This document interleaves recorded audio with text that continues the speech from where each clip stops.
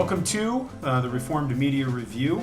My name is Camden Bucey. I'm the pastor here at Hope Orthodox Presbyterian Church, and with Ryan Noah. Ryan, we've got some more books on the table. What are we looking at today? Yeah, we do. Thanks so much for having me back to discuss some oldies but goodies and other rare copies, some signed ones. Foreign language stuff. Well, we just have one this time. I only brought in one so we wouldn't have to mispronounce too much Dutch. But the good thing about all these books, aside from the fact that they're interesting, is that none of them have appeared yet in the store. So all these will be... So these aren't... Okay, this is the first time... First time we're seeing any of these in the store for, 90% of them. Yeah. So hopefully there'll be some that someone's interested in. And but let's get into it. Sure. Why don't we start where we love to start with Van Til. Yeah. Oh! We got a first edition of his New Modernism. Yeah. So that's his attack against crisis theology. Who did this belong to? Dr. J. Harold Ellens. Yeah, there's a number of books that I've gotten from him or from his library lately. This is like brand new. Yeah, it seems unread. You know how you pick up a book and you say, I don't think anyone read this. I don't think anyone read that one. So there's some shelfware on it. The gilt lettering's a little bit faded on the side, but that's about as clean of a copy of that as I've ever seen. So I've never seen one this clean. This is amazing. Wow. Yeah, the only thing about this is it has a little inscription. Not inscription, little imprint. If you're watching the video, you can see that. Well, you can see me pointing to it. Yeah, there's another one on the Christianity and Bardianism, too, from the same guy. No, it's beautiful. But this is like effectively a brand new copy. I mean, and this was published in... That's 1946. Yeah. Wow. And then they did a second edition in 47, which is rare as well. Very good. But that one's that's a great volume. Uh-huh. Here we have his second attack against Bart, 1962, Christianity and Bardianism. With the jacket. With the jacket. There's a couple tears on it, but again, that appears unread. I mean, the pages are clean and crisp. Also hard to find. Well, that's weird. Yeah, you're right. He imprinted the jacket as well as the first page. Yeah. Now, he actually edited a journal on Christianity and psychology and was big in the Society for a Biblical Literature. So some might know that name, J. Harold Ellens. I wasn't familiar previously, but... Those are clean, very, very nice copies. Maybe Jim Cassidy wants those. Yeah, maybe. Check the store, Jim. Yeah, well... You could maybe email too. Here we have Van Til's Introduction to Systematic Theology. This is a 1966 reprint. This is super clean as well. It's completely unmarked. There's one erasure on the title page. Otherwise, it's unmarked. And that syllabus appears almost in the final form of what we have in the published edition. Yeah, it's 262 pages, just like the early 1970s edition, from which the second edition. Right. For the people listening, this is one of those comb-bound editions. So they used to print these, and he'd mail them all over the place, and they used them in class. Mm-hmm. So it's got that plastic comb binding, and it's not typeset, but it's a typewriter, and then photocopied or whatever. It's not exactly mimeographed, whatever they called that technology back then. But these are hard to find, aren't they? Especially in this shape. Yeah, especially in that shape. A lot of libraries have copies that are old and beat up, but to find a mint one like that is increasingly difficult. Wow, that's amazing. So we have a bunch more of those that I'm going to drop in the store over the next few months. So stay on the lookout. Why don't we stay with Van Til for a moment? There we go. Rousas J. Rushdoony. This is his first book, 1959, on Van Til, or his first book in general, but it's on Van Til's philosophy. That's a later reprint, but it's inscribed by the author. So signed, with a little note to the recipient. Yeah, Rousas John Rushdoony, February 20th, 1984. Wow. So that's a really helpful book. Before there were later interpreters of Van Til, there was Rushdoony, and I was reading in Michael J. McVicker's biography of Rushdoony, and he talked about how Van Til actually co-edited that book with him. So that was a collaborative work according to Michael J. McVicker. It's I liked reading this one. Yeah, that's definitely worth having. And it's a collector's item too. Yeah, with that signature. Signing it. Let's stay with Westminster for a moment. We got Edward J. Young. This is a first edition of his Prophecy of Daniel. Oh, wow.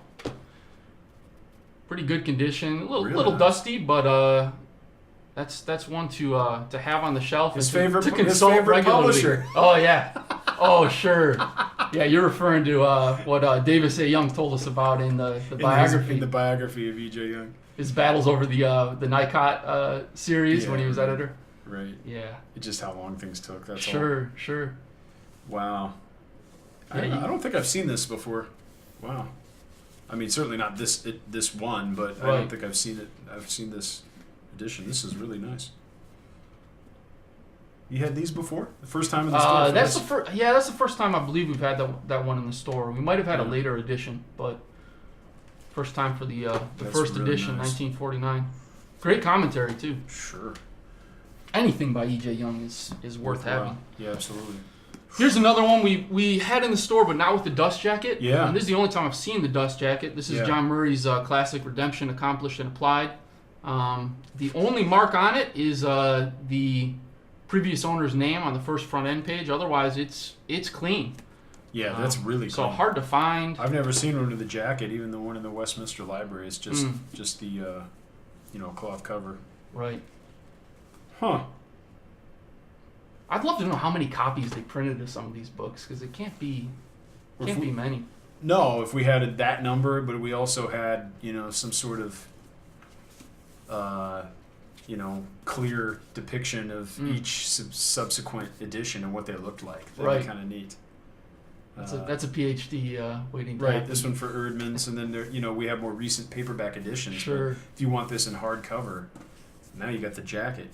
Put a nice cover on that. I think that's the only hardcover version. Someone will correct me in the comments if I'm wrong, but I think the first edition is the only hardcover.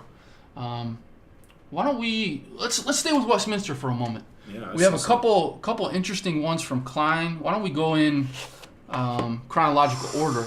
We have Treaty of the Great King. Wow. 1963. This is the fruit of Klein's work on ancient Near Eastern treaties and Deuteronomy as a legal covenant document.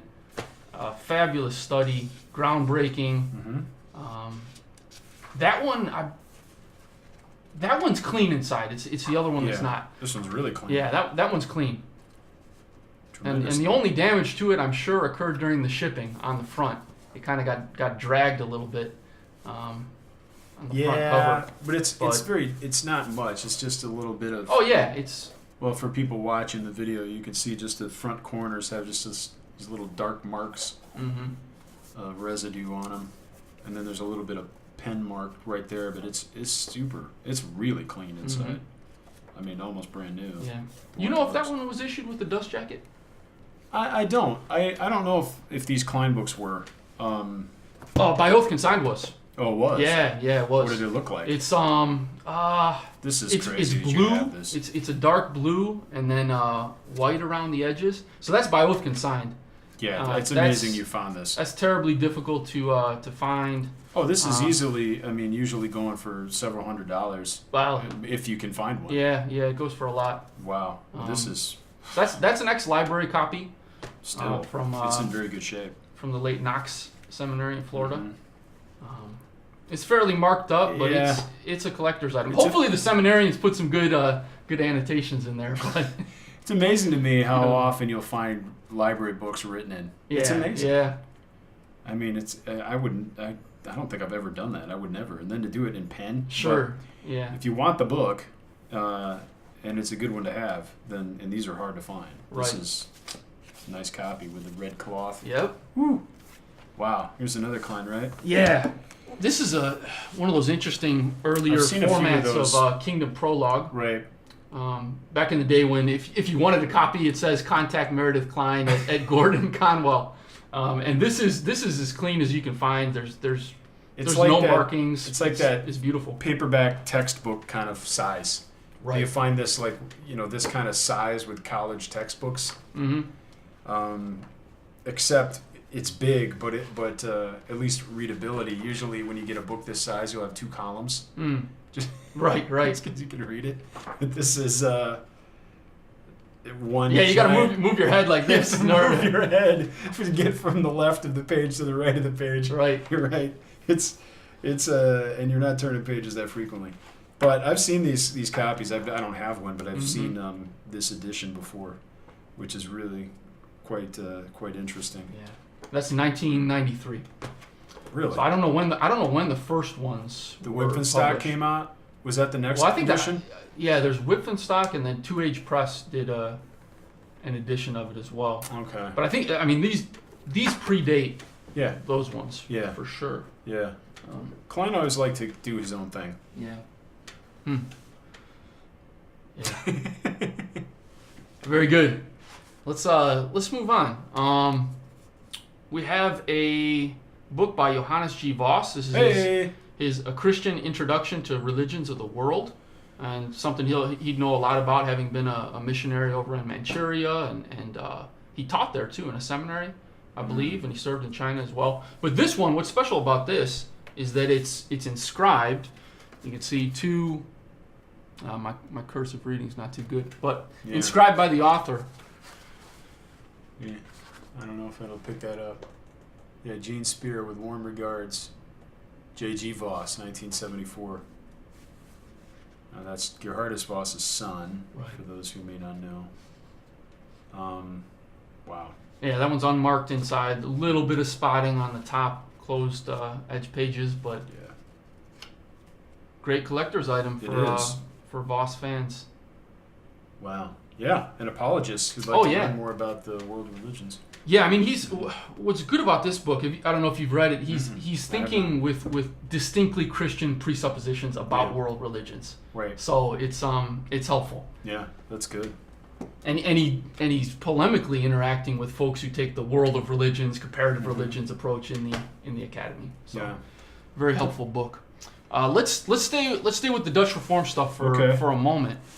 I'm going to give this to you, Camden, and you can give your best Dutch pronunciation. Since you have some German, proficiency. I can pronounce some German, but in Dutch, I have no idea. This would be like, if I were to pronounce this kind of in German, it would be Beginselijn der Psychologie. And I'm sorry, I probably just offended all of our Dutch listeners by saying that if you speak German, you can pronounce Dutch. But so this is Bavinck's. Vermeerderde druk bezorgd door heb. I have no idea. That's hilarious. So wow. So this is a clean copy of second edition, second English edition of Herman Bavinck's Fundamentals of Psychology, and it was revised and expanded by Valentine Hepp of the Free University of Amsterdam, who succeeded him as the chair of systematic theology. The first edition was... Oh, pardon, I'm thinking of something else. But there is no English translation available of this book, as far as I know. The one person who translated it was from Calvin College in 1980s or so. And as far as I know, it hasn't been published. It's just a dissertation. So for our Dutch readers, that'd be a good one. Wow. Yeah. Or just people who love Bavinck. Oh, sure. Yeah. I mean, I have something. I have a few things in Dutch I can't read, but they're on my shelf. And I'll pass on to my progeny when they can read. Why Dutch. not? Yeah. Sticking with Old Amsterdam, we have a hard to find first English edition from Abraham Kuyper. This is his Encyclopedia of Sacred Theology. Its principles. No kidding. It's got a stamp on the side. Yeah. First Methodist Church Library, Collingswood, New Jersey. Now, Glenn Clary used to be a pastor in West Collingswood, Collingswood, New Jersey there. But to find that a Methodist church had a copy of Kuyper, that's pretty neat. Now, would you guess that it's marked up and it's there's copious annotations or?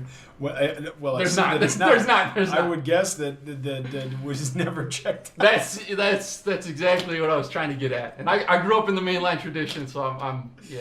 Poking a bit of fun there. But that's a hard to find book. This is his work really in the vein of theological encyclopedia. So looking at the task and the method and the organization of theology as a science. And this, I believe this was volume 2, translated from an original 3-volume set in Dutch. Wow. It's got an introductory note from Warfield. Right. Mm-hmm. No, that's really, wow, this is a special one. Yeah, that's another great find. Yeah. And this is translated by J.H. de Vries, who did a number of translations of Kuyper's work, including this one, The Shadow of Death. And that's the first English edition, 1929, of Kuyper's Meditations for the Deathbed and the Sickbed, he says. He's got a great quote that I wanted to read just from the beginning of his preface that kind of sets the tone for the book. He writes, this is from the preface, "Not yet a prey of death, even not yet appointed to die, but in such a way that death casts already its somber shadow upon you. So it is at the deathbed. So it is at the beginning in every sick room. And therefore, against that power of death with every deathbed and in every sick room, the sound of the Prince of Life must go out." So these are some really rich and comforting meditations by Kuyper for the sick, for the dying, and for the one who's ministering to folks there by the Lord's providence. Wow. So it's a clean copy too. It's got your favorite, the Brodart protector on there. On the dust jacket. Yeah, very cool. Keep that from tearing. Absolutely. Right. Let's have to read that. Yeah, let's go back to we'll go to Westminster again. This is Machen's posthumously published 1937 Christian View of Man, the first edition.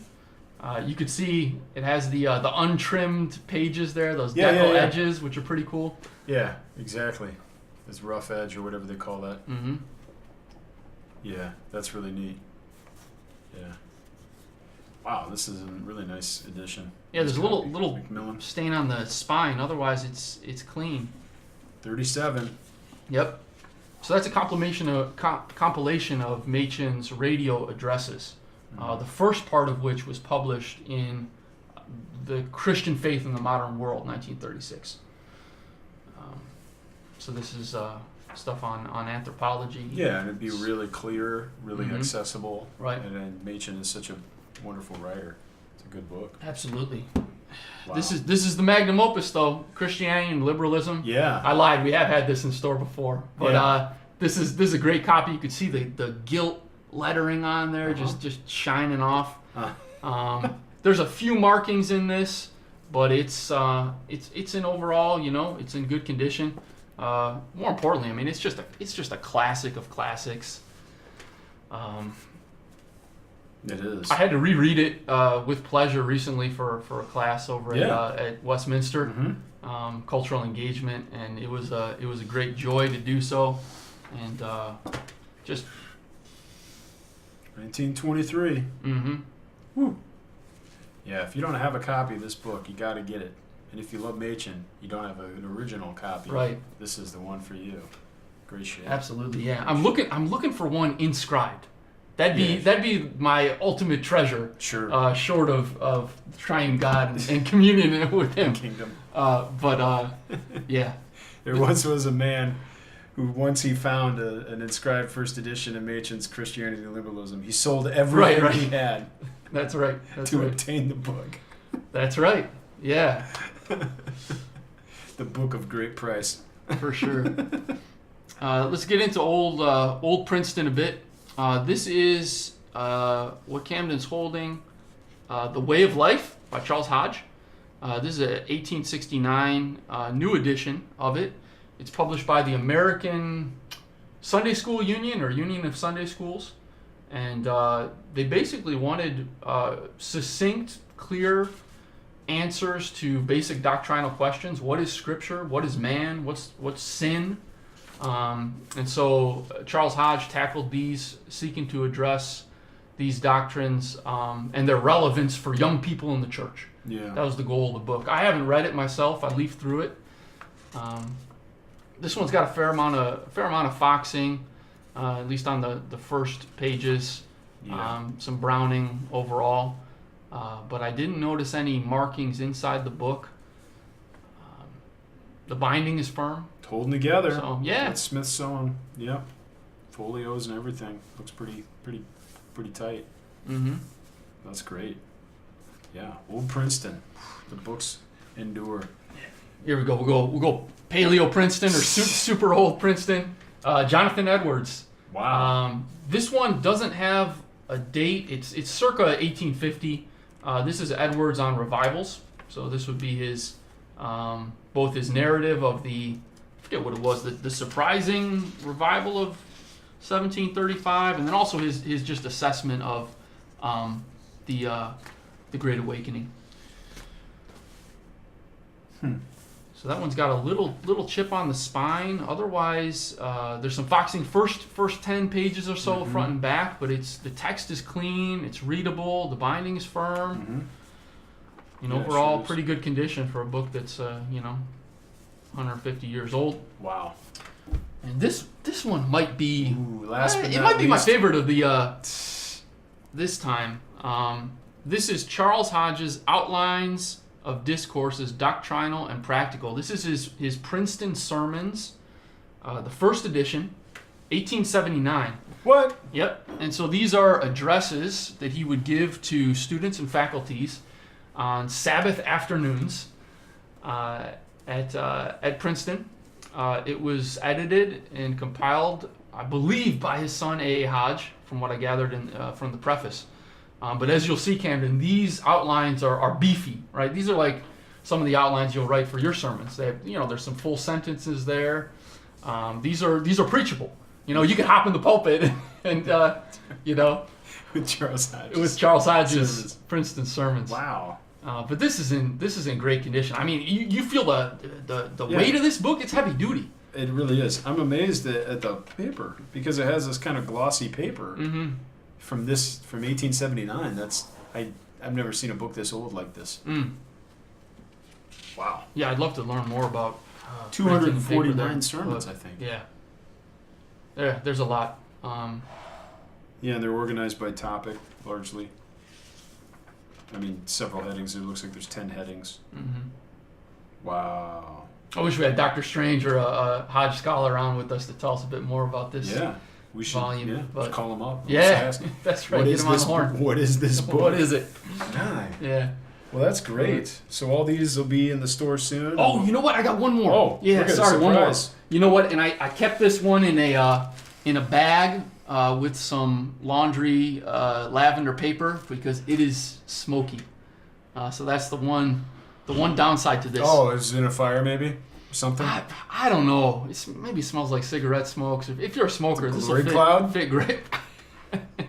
It could be, because this is an important book. This book smells like it's infused with a glory cloud? Yeah, this is Samuel Miller's On Ruling Elders. Wow. So this is like travel edition. Yeah, it's a small one. There's some water damage to the back, but otherwise it's unmarked. This is the first edition of the revised and expanded work that began as a sermon that he preached in 1809. It was published in 1811 as a sermon. Yeah. But then he went back, 20-some years later, in order to produce a more fulsome statement of in defense of Presbyterian government. The seed of this entire book was a sermon? That's right. Really? Yep. Wow. That's amazing. So Samuel Miller, 1832. Whew. That's lived a life. That's right. Yeah, and it can still fit right in your pocket. Yeah, you can take it for ride on your horse Sabbath afternoon walk and horse. Wow, here's some surprises in there. Some difficult to find books, and those will be probably by the time people listen to this, they'll be all available, right? Lord willing, we'll have them for sale in the store. That's at reformforum.org/store, and you go there and people can log in and. You can check out and grab these books and put them in your cart. Add them to your library. Why? And no, they all ship for free. Yeah. Within the U.S. And we're always looking to provide new resources that fit right into our niche of that radical consistency with Scripture. You know, so all these books are designed to spur you on in your walk with the Lord and your submission to His Word in all areas of life. So, amen. Well, good. Well, we'll promote these. We'll put them up, and if anyone's interested, you can link to them on the episode description. You can also get a hold of us at mail@reformedforum.org. If you want to contact Ryan directly, I believe you can do that through store@reformedforum.org. But thanks for listening, and Tola Lege, pick up and read.